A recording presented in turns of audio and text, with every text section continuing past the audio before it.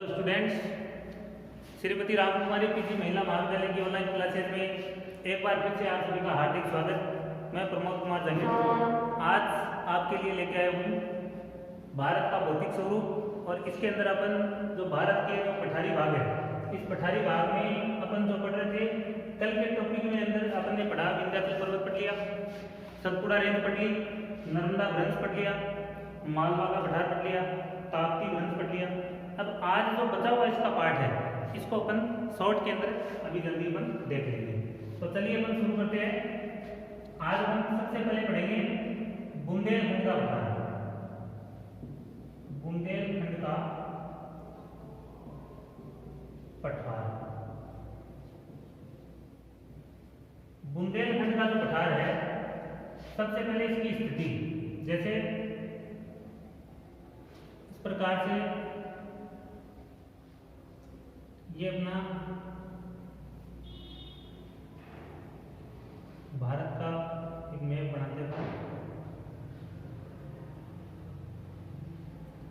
ये वाला भाग है, तो इसके अंदर कल जैसे अपन ने पढ़ा था कि यहाँ पर एक पर्वतमाला पाई जाती है, इसको कहते हैं अपन विंध्याचल पर्वत। विंध्याचल पर्वत, विंध्याचल पर्वत के बारे में अपन ने पढ़ा था कि यहाँ पर चूना पत्थर की अधिकता होती है। चूना पत्थर की अधिकता है, तो चूना पत्थर की अधिकता होने के कारण इस भाग के अंदर सीमेंट के जो कारखाने हैं वो अपने भारत में सर्वाधिक पाए जाते हैं। यह अपन क्यों कहे कि भारत में सबसे पहले जो सीमेंट का कारखाना लगा था वो इसी भाग में लगा था। इसी भाग में एक शहर जिसका नाम है कटनी। कटनी, दूसरा इसी कटनी से थोड़ा दूर है जबलपुर। इन दोनों क्षेत्रों के अंदर अपने भारत में सबसे पहले सीमेंट का कारखाना लगा था 1912-13 के अंदर।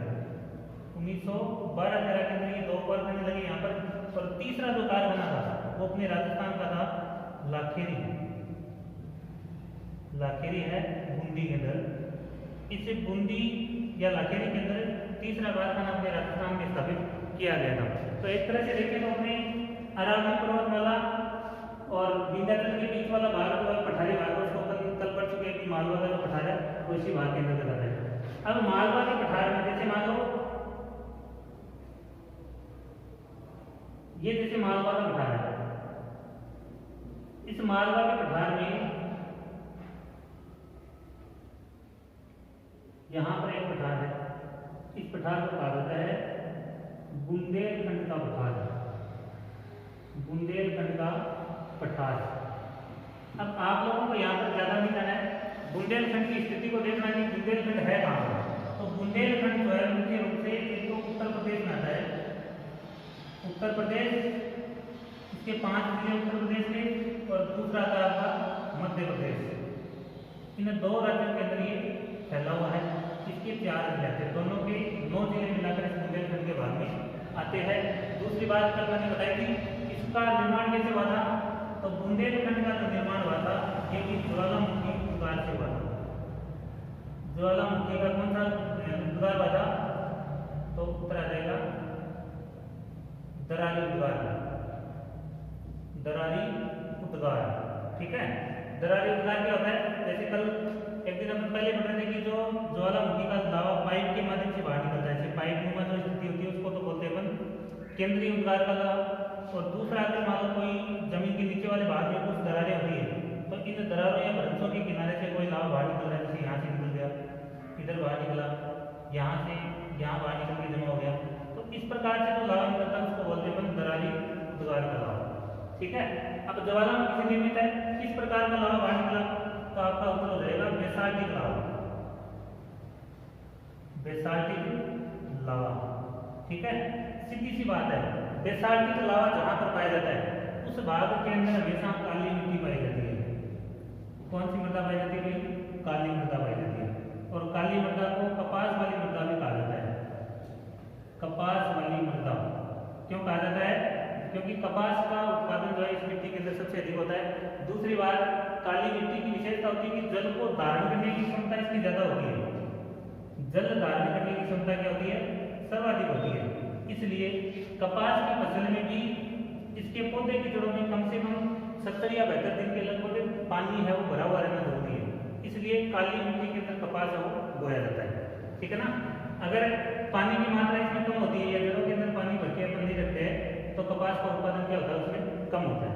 तो अपने भारत के अंदर कपास का सर्वाधिक उत्पादन कहाँ होता है? महाराष्ट्र के अंदर, महाराष्ट्र में, और प्लस दूसरा नंबर पे आता है गुजरात। तो इन्हीं क्षेत्रों के अंदर सूती वस्त्रों का उत्पादन भी सर्वाधिक होता है। भारत में सबसे पहले सूती वस्त्र की मिल कहाँ लगी थी? महाराष्ट्र में लगी थी, मुंबई के अंदर 1854 के अंदर। तो ये काली मिट्टी वाला क्षेत्र है। एक विशेषता होती है कि जहां पर काली मिट्टी पाई जाती है उस भाग के अंदर हमेशा भूमिगत जल है वो कम मिलेगा आपको। भूमिगत जल क्या रहता है? कम रहता है। ठीक है ना। भूमिगत जल कम क्यों रहता है? उसका सीधा सा कारण है, जैसे मान लो ये वाला जो चट्टान है और यहाँ पर कुछ बेसाल्टिक लावा पाया जाता है इसके ऊपर वाले भाग में। अब इस चट्टान की ये ऊपर वाली जो परत है, ये मान लो विखंडन हो गया, इसका अपक्ष हो गया, टूट गई, टूटने से ये मिट्टी बन गई कौन सी? काली मृदा। ठीक है, काली मृदा। तो बारिश का पानी जब आएगा तो ये मिट्टी जो इस प्रकार की होती है कि जल को धारने के लिए जमीन के नीचे जाने नहीं देती शौक के लिए। उसका कारण ये है कि इसके नीचे वाले भाग के अंदर ये वाला भाग जो पूरा चट्टानी होता है तो वो चट्टान नीचे पानी को धारण नहीं देती। इसी की वजह से भूगर्भ में जल का क्या मिलता है? अभाव मिलेगा। ठीक है। तो ये बुंदेलखंड का पठार है। इस बुंदेलखंड के पठार के बाद में अपना जो दूसरा पठार आता है,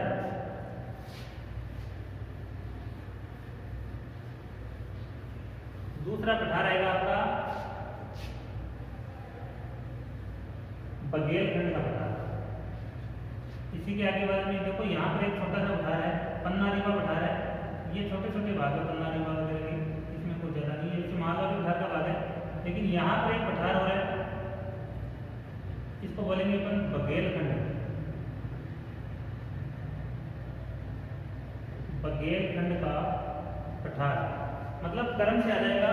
अगर पश्चिम से पूर्व की ओर अपन देखें तो ये बघेलखंड का पठार इसी क्षेत्र में आ जाता है। इसमें देखो ये वाला जो भाग है, इस भाग में एक नदी बहती है यहाँ पर मुख्य रूप से सोन नदी। सोन नदी, सोन नदी कौन से पठार चुकी? बघेलखंड के अंदर। किसकी सहायक नदी है? तो उत्तर आ जाएगा गंगा की सहायक नदी है, सीधी गंगा के अंदर जाकर मिलती है। उद्गम कहाँ से होता है इसका? तो उत्तर आएगा अमरकंटक के पठार से होता है। ठीक है ना। अमरकंटक से इसका उद्गम होता है और गंगा के अंदर सीधे जाकर मिल जाती है। तो बघेलखंड का पठार आ गया। इस बघेलखंड के पठार के बाद में देखो यहाँ पर एक श्रेणी इसको बोलते हैं कैमूर श्रेणी। ये वाली श्रेणी कौन सी हो गई? कैमूर। कैमूर श्रेणी आ गई। अब इस कैमूर श्रेणी के ये वाला भाग जो है, इस भाग को अपन बोलेंगे छोटा नागपुर का पठार। छोटा नागपुर का पठार, छोटा नागपुर का पठार। इसको अपन थोड़ा सा देखते हैं। छोटा नागपुर का पठार, छोटा नागपुर का पठार। ये छोटा नागपुर का जो पठार है इसके अंदर एक नदी बहती है, महानदी। कौन सी नदी बहती हुई? महानदी। ये महानदी जो है इस छोटा नागपुर के पठार को दो भागों में बांट देती है। ठीक है। कितने भागों में बांटी है? दो भागों के अंदर। कौन कौन से? इस महानदी में उत्तर में तो आ गया रांची का पठार, रांची का पठार, और इसके दक्षिण वाले भाग को कहा जाता है हजारीबाग का पठार। हजारीबाग का पठार। ये दो पठार इसके हो गए। उत्तर में रांची का पठार, नीचे हजारीबाग का पठार। और महानदी के ऊपर ही यहाँ पर उड़ीसा के अंदर हीराकुंड बांध बना हुआ है।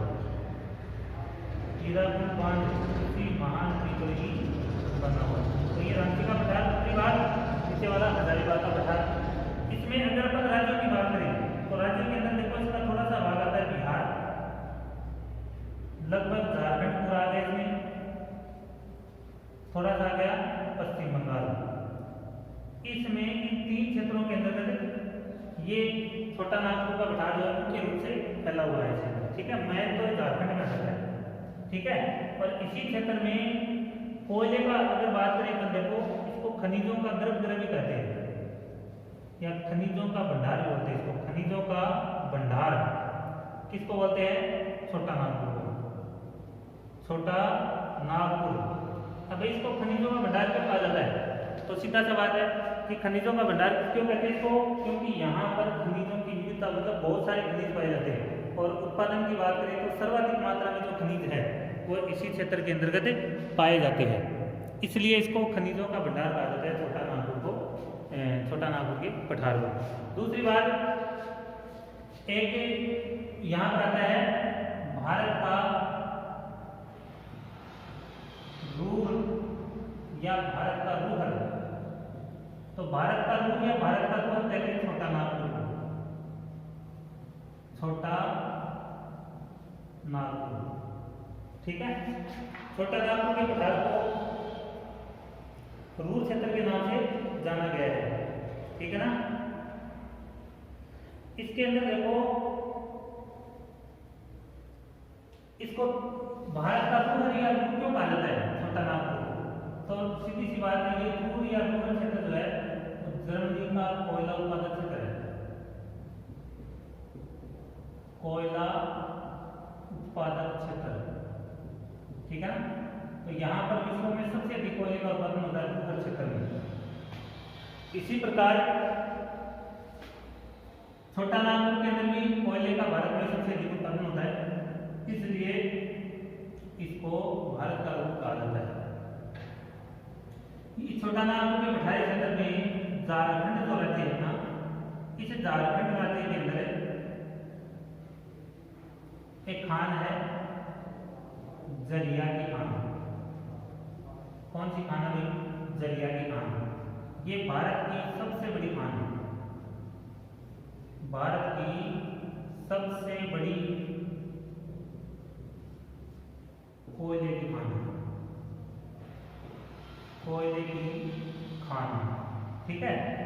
अब देखो सीधी सी बात है, जब कोयले का उत्पादन यहाँ पर अधिक होता है तो निश्चित रूप से यहाँ पर बहुत सारे उद्योग धंधे, लो इस्पात के कारखाने लगे हुए हैं, लो इस्पात के कारखाने लगे हुए हैं। जैसे मान लो जमशेदपुर, जमशेदपुर के अंदर टाटा लो आयरन स्टील का है, टिस्को, टिस्को,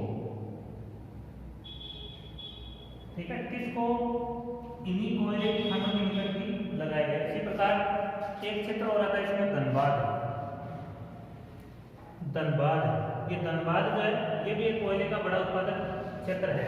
तो इस प्रकार से हम कहें तो छोटा नागपुर का जो पठार है ये भारत का एक महत्वपूर्ण पठार है, और इसका विस्तार मुख्य रूप से झारखंड है, पश्चिम बंगाल, थोड़ा सा बिहार का भाग आ गया। इसके अलावा लोगों को बात करें तो उड़ीसा, आंध्र प्रदेश भी इसमें आ जाते हैं, इसमें ओडिशा व आंध्र प्रदेश भी इसमें आ जाता है। साथ में जो बात करें तो इस छोटा नागपुर की सबसे ऊंची चोटी है पारसनाथ की पहाड़ियाँ। पारसनाथ की जो पहाड़ियाँ हैं ये छोटा नागपुर के पठार की सबसे ऊंची चोटी मानी जाती है।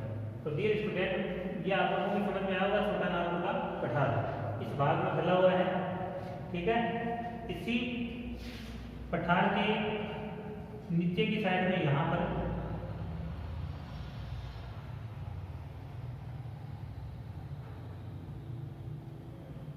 नीचे की साइड में देखो, इस भाग के अंदर यहाँ पर एक पठार और पाया जाता है, इसको बोलते हैं दंडकारण्य पठार,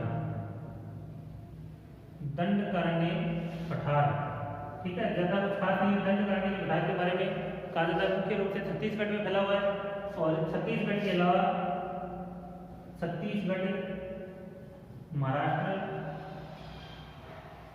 आंध्र प्रदेश, ओडिशा, इन राज्यों के अंदर ये मुख्य रूप से फैला हुआ है, ठीक है। दंडकारण्य का पठार, वो दंडकारण्य का पठार ही था जिसमें भगवान श्री राम को सबरी नाम की एक भील महिला ने जूठे बेर खिलाए थे, ठीक है ना।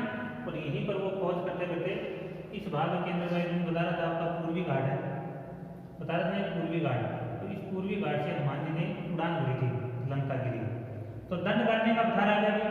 इस दंडकारण्य के पठार के बाद में यहाँ पर एक छोटा सा पठार हो रहा है, इसको बोलेंगे अपन तेलंगाना का पठार, तेलंगाना का पठार, ठीक है। तेलंगाना का पठार सीधा नाम से पता है कहाँ पर मुख्य रूप से तेलंगाना के अंदर है। तेलंगाना के पठार का जो दक्षिणी भाग है इसको रॉयल सीमा के नाम से जानते हैं। रॉयल सीमा के नाम से, मतलब तेलंगाना पठार का दक्षिणी भाग किस नाम से जाना जाता है? रॉयल सीमा के नाम से जाना जाता है। तो ये छोटा सा पठार है। फिर यहाँ पर एक बार ये थोड़ी सी इधर वाली भाग रह गई। यहाँ पर अपना एक राज्य है मेघालय। इस भाग में पठार पाया जाता है मेघालय का पठार, मेघालय का पठार। और इसी मेघालय के पठार में 3 पहाड़ियां हैं, गारो, खासी और जयंती। जयंती की पहाड़ियां, ये तीनों पहाड़ियां जो है इसी मेघालय के पठार के अंतर्गत पाई जाती है। इसमें खासी की जो पहाड़ियां हैं वो सबसे ऊंची पहाड़ियां मानी जाती है। दूसरी बात, विश्व में सर्वाधिक वर्षा, विश्व में सर्वाधिक जो वर्षा है वो इसी भाग के अंदर होती है। कहाँ पर होती है भाई? गारो, खासी की जयंती की पहाड़ियां, मेघालय के पठार में सबसे ज्यादा वर्षा होती है। और कहाँ पर होती है सभी लोग आप जानते हो, मौसिनराम नामक जो जगह है इसके अंदर सबसे ज्यादा बारिश यहाँ पर होती है। ठीक है। यहाँ पर अगर पर्वत चोटी की बात करें तो एक शिलोंग है, यहाँ मेघालय की राजधानी, मेघालय की राजधानी है शिलोंग। इस शिलोंग की ऊंचाई जो है 1823 मीटर, तो मतलब काफी ऊंचा भाग है। लगभग साल के सभी महीनों के अंदर इस क्षेत्र में वर्षा होती रहती है। और यहाँ पर सदाबहार प्रकार के वन है वो भारत के अंदर मेघालय के पठार में पाए जाते हैं। ठीक है। इसी मेघालय के पठार में यहाँ पर असम के अंदर आती है पहाड़ियाँ। इन पहाड़ियों को कहा जाता है मिकीर की पहाड़ियाँ, मिकीर की पहाड़ियाँ। कहाँ पर है? असम के अंदर। इसी भाग में पठारी क्षेत्र है, इसको कहते हैं अपन कार्बी एंग्लोंग का पठार।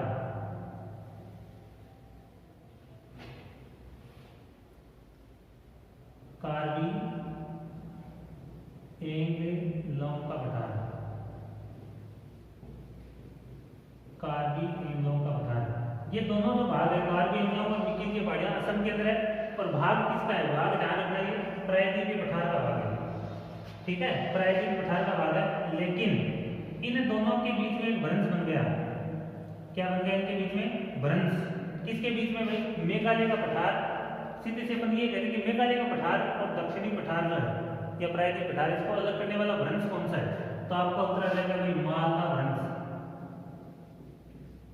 मालदा भ्रंश या इसको राजमहल भ्रंश भी कहा जाता है, राजमहल भ्रंश। ठीक है। किसको अलग करता है? ये करता है आपको मेघालय को, मेघालय का पठार, मेघालय के पठार को, मेघालय के पठार को प्रायद्वीपीय पठार से अलग करता है।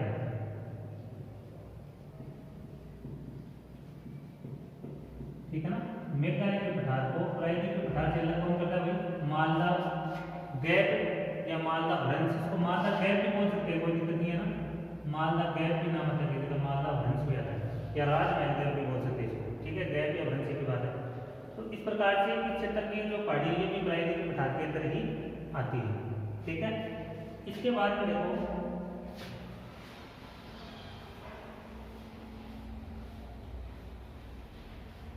दंडकारण्य क्षेत्र में कोडरमा है, कोडरमा, कोडरमा क्षेत्र आता है इसमें।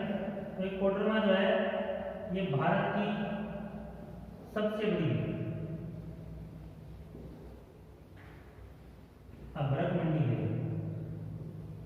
भारत की सबसे बड़ी अभ्रक की मंडी कहाँ पर है? कोडरमा, छत्तीसगढ़ के अंदर है। ठीक है भाई। तो ये आपके पठार हो गए। इसके बाद में देखो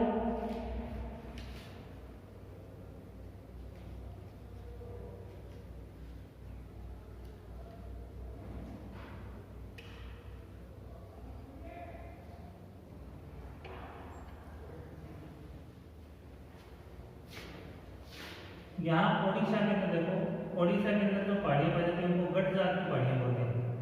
गढ़ जात की पहाड़ियां ये ओडिशा के अंदर है। अब देखो इसके नीचे वाले भाग में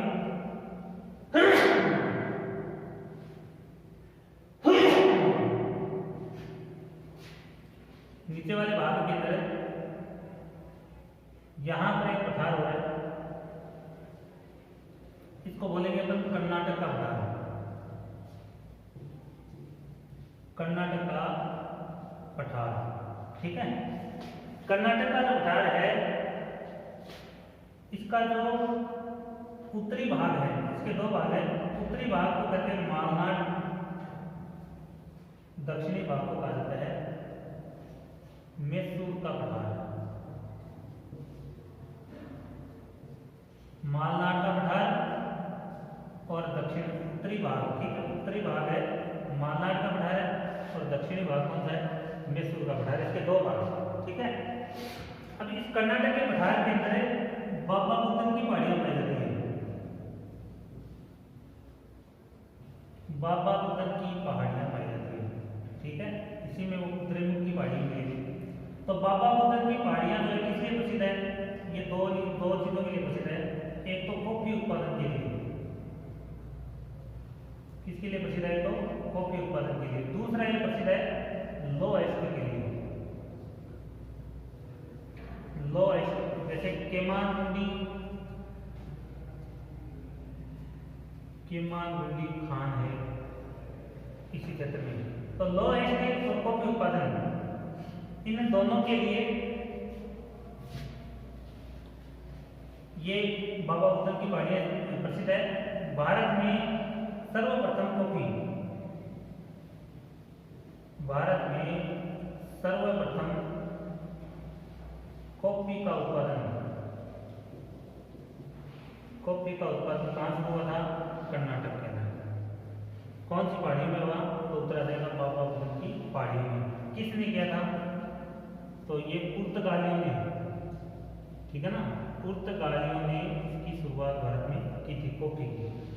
ठीक है ना, एक तो कॉफी का उत्पादन सबसे ज्यादा कर्नाटक में सबसे पहले भी हुआ। दूसरी बात, लो एस्टर की जो खाने हैं वो लो एस्टर की खान भी यहाँ पर कर्नाटक के पठार में अधिकतर पाई जाती है। ठीक है ना, इसी भाग में देखो मुलानगिरी की, बाबा बुदन की पहाड़ी में एक मुलानगिरी की ऊंचाई कितनी, 1913। मुलानगिरी छोटी है, 1913 मीटर इसकी ऊंचाई है। दूसरा एक कुद्रेमुख बताया था, कुद्रेमुख 1893 मीटर के लगभग इसकी ऊंचाई बनेगी। तो ये दोनों चोटियां जो है वो आपकी कर्नाटक के पठार के अंदर ही स्थित है। इसके अलावा इस पठार के अंदर कौन सी नदी बहती हुई, कावेरी नदी का नाम सुना होगा। कावेरी नदी इसके अंदर मुख्य रूप से बहती है। दूसरी और खासियत है इसकी कर्नाटक के पठार की, इस कर्नाटक के पठार में आपकी एक मिट्टी पाई जाती है लेटेराइट मृदा, लेटेराइट मृदा।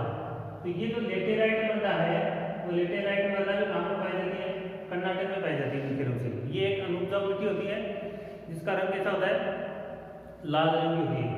और इसको उपजाऊ बनाने के लिए क्या करते हैं, इसमें विभिन्न प्रकार के रसायन या उर्वरक वगैरह इसके अंदर मिलाए जाते हैं। तो ये जो मिट्टी है ये कौन से क्षेत्र में पाई जाती है, लेटेराइट मृदा।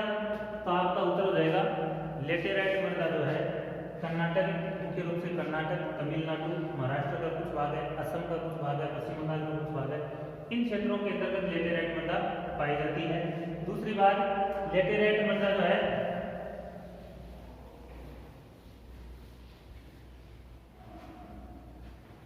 लेटेराइट जो मृदा है,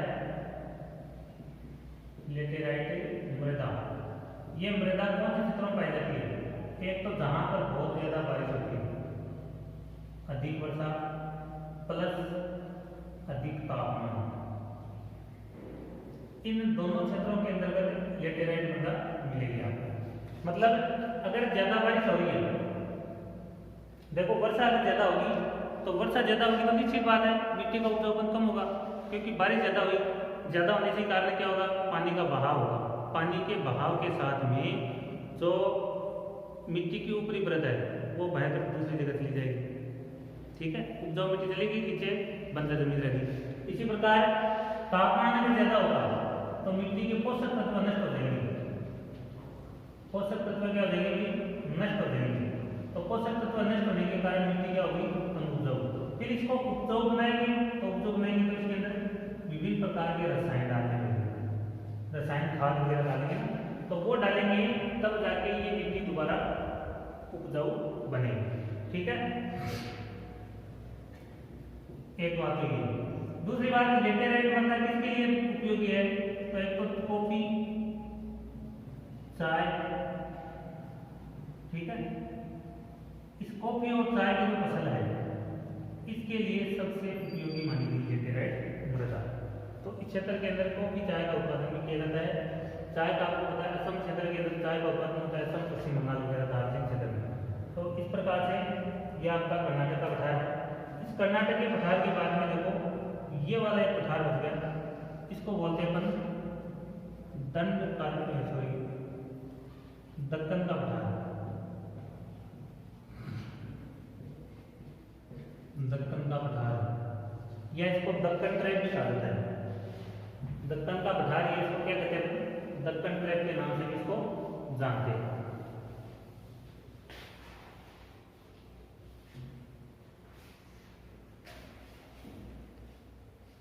दक्कन ट्रैप के नाम से इसको जाना जाता है। अब इसके अंदर जो दक्कन ट्रैप है इसका निर्माण मैंने आपको बताया था कि इसके अंदर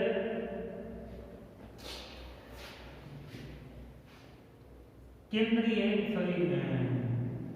दरारी उद्गार वाले ज्वालामुखी से हुआ था और बेसाल्टिक लावा से हुआ। बेसाल्टिक लावा से हुआ। अब जहां पर बेसाल्टिक लावा पाया जाता है वहां पर कौन सी मिट्टी पाई जाती है? काली मृदा। तो भारत के अंदर मुख्य रूप से दक्कन का पठार महाराष्ट्र में फैला हुआ है और काली मृदा का सबसे बड़ा क्षेत्र भी कौन सा है? महाराष्ट्र है। इसीलिए भारत में सबसे ज्यादा कपास का उत्पादन भी कौन करता है? महाराष्ट्र करता है। तो काली मिट्टी यहाँ पर पाई जाती है मुख्य रूप से दक्कन के पठार में। और इसकी जो सीमाएं हैं, उत्तर में आ जाएगा देखो सतपुड़ा की पहाड़ियाँ, उसके बाद में आगे छोटा नागपुर का पठार है, दंडकारण्य पठार है, तेलंगाना का पठार है, कर्नाटक का पठार है। ये सारे के सारे इसी क्षेत्र के अंतर्गत आ जाते हैं। वैसे बात करें तो देखो छत्तीसगढ़ का मैदान, गढ़जात की पहाड़ियाँ, दंडकारण्य, कर्नाटक का पठार, तेलंगाना पठार, तमिलनाडु उच्च भूमि, ये सारी की सारी जो पहाड़ियाँ हैं वो इसी क्षेत्र के अंतर्गत मानी जाती है। ठीक है ना? तो ये इस प्रकार से अपन बात करें तो अपने जो पठार है भारत के मैन पठार पूरे हुए। देखो क्रम से देख लेते हैं इनको। सबसे पहले मेवाड़ का पठार यहाँ पर, दूसरे नंबर पे मालवा, फिर बुंदेलखंड, एक आ गया बघेलखंड 4 नंबर पे, 5 नंबर पे आ गया आपका छोटा नागपुर, 6 नंबर पे आ गया मेघालय का पठार, 7 पे आ गया कार्बी आंगलॉन्ग। फिर दक्षिण में आ जाओ, यहाँ पर आ गया छत्तीसगढ़ का पठार दंडकारण्य, फिर तेलंगाना का पठार, फिर आ गया आपका कर्नाटक का पठार, ये आ गया दंडकारण्य। इस प्रकार से भारत के जितने भी पठारी भाग हैं वो सारे के सारे कंप्लीट हुए। उम्मीद आप लोगों को इसमें किसी प्रकार की कोई दिक्कत नहीं होगी, समझ में आया होगा। इसके बाद में देखो भारत की जो कुछ पहाड़ियाँ बची उनको देख लेते हैं।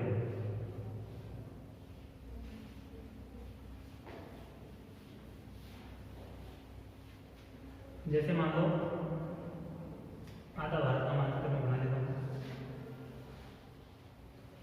इसके अंदर यहाँ पर देखो ये वाला जो भाग है, इन दोनों को पूर्वी घाट और पश्चिमी घाट के नाम से जानते हैं। तो इन दोनों के बीच में एक पहाड़ पाया जाता है जिसको कहते हैं अपन नीलगिरी की पहाड़ियाँ। नीलगिरी की पहाड़ियाँ, ठीक है। नीलगिरी की जो पहाड़ियाँ हैं, इन नीलगिरी की पहाड़ियाँ मुख्य रूप से कर्नाटक और तमिलनाडु में। ये कहाँ पर आ गई? कर्नाटक प्लस तमिलनाडु के अंदर, कर्नाटक तमिलनाडु के अंदर मुख्य रूप से फैली हुई है। दूसरी बात, नीलगिरी का नाम नीलगिरी क्यों पड़ा? क्योंकि प्राचीन समय के अंदर अंग्रेज यहाँ पर नील की खेती करते थे, इसलिए इसका नाम क्या पड़ा भाई? नीलगिरी की पहाड़ियाँ। नीलगिरी एक गांठ के रूप में, किसके रूप में? गांठ के रूप में। गांठ का मतलब ये देखो, गांठ एक तरह से पॉइंट आ गया बीच में मिलाने वाला, पूर्वी घाट और पश्चिमी घाट में मिलाने वाला, तो गांठ के रूप में। दूसरा पश्चिमी घाट व पूर्वी घाट का मिलन केंद्र है। पूर्वी घाट और पश्चिमी घाट का मिलन केंद्र भी कौन सा है? नीलगिरी है। तो नीलगिरी की पहाड़ियां हैं, नीलगिरी की पहाड़ी की सबसे ऊंची चोटी कौन सी है भाई? तो उत्तर आ जाएगा दोदा बेटा, 2637 मीटर इसकी ऊंचाई है। ठीक है, दोदा बेटा आ गया। उसके बाद में अगर बात करें तो देखो दोदा बेटा पर्वत के साथ में यहाँ पर भारत का एक प्रसिद्ध पर्यटक स्थल है, जिसको अपन किसके नाम से जानते हैं? उट्टमंडलम या ऊटी के नाम से इसको जानते हैं। तो ये जो ऊटी है आपकी, ये भी कहाँ पर है? इसी नीलगिरी की पहाड़ी में। ठीक है, ऊटी तमिलनाडु के अंदर एक पर्यटक स्थल है ऊटी। ऊटी का पूरा नाम है उट्टमंडलम। उट्टमंडलम ये भी लगभग 2000 मीटर ऊंचा है। स्वास्थ्यवर्धक स्थल है, स्वास्थ्यवर्धक स्थल। ठीक है ना, स्वास्थ्यवर्धक स्थल है, दक्षिणी भारत का एकमात्र स्वास्थ्यवर्धक स्थल। ठीक है, इन पहाड़ियों के नीचे यहाँ पर एक पहाड़ी और खड़ी हुई है, इसको बोलते हैं अन्नामलाई की पहाड़ियाँ। अन्नामलाई की पहाड़ियाँ ये नीलगिरी के दक्षिण में है और इसकी सबसे ऊंची चोटी है अनाईमुडी। अनाईमुडी 2695 मीटर ऊंचाई। तो ये अनाईमुडी जो है दक्षिण भारत की सबसे ऊंची चोटी है। कौन सी? अनाईमुडी। कहाँ पर है? अन्नामलाई की पहाड़ी में, केरल में, मुख्य रूप से केरल में। इसे इसके बाद में यहाँ पर नीचे की साइड में एक पहाड़ियाँ हैं, इनको बोलते हैं अपन इलायची की पहाड़ियाँ। इलायची की पहाड़ियाँ, इलायची की पहाड़ियाँ यहाँ पर। और यहाँ पर एक तमिलनाडु के अंदर एक पहाड़ियाँ और है, इसको बोलते हैं अपन पालनी हिल्स। पालनी हिल्स। इलायची की पहाड़ियों के अंदर दक्षिणी जो पहाड़ियाँ हैं इनको कहा जाता है कार्डामम। कार्डामम, ये कार्डामम जो है सबसे दक्षिणतम, सबसे दक्षिण में स्थित भारत की सबसे दक्षिण में कौन सी है? कार्डामम पर्वत है। ठीक है, इसको नागरकोइल भी कहते हैं, इसका दक्षिणी भाग जो है इसको बोलते हैं नागरकोइल। ठीक है, कार्डामम पर्वत श्रेणी में नागरकोइल पर्वत जो है भारत के सबसे दक्षिण में स्थित है। तो सबसे दक्षिण में नागरकोइल, सबसे उत्तर में कौन सा है? काराकोरम श्रेणी। तो इस प्रकार से प्रायद्वीपीय पठार के अंदर पाई जाने वाली जो पहाड़ियाँ हैं, ये पहाड़ियाँ भी होगी और साथ में अपने पठार भी पूरे होंगे। उम्मीद है आप लोगों को ये समझ में आएगा। अगर एक बार देखने से समझ में नहीं आ रहा है तो इसको दोबारा देखना, बहुत अच्छे से समझ में आ जाएगा। तो आज की वीडियो में इतना ही। कल की वीडियो में भारत का जो बचा हुआ भौतिक स्वरूप है इसको अपन विस्तृत रूप से अध्ययन करेंगे। तो आज की वीडियो में इतना ही। धन्यवाद, आपका दिन शुभ हो।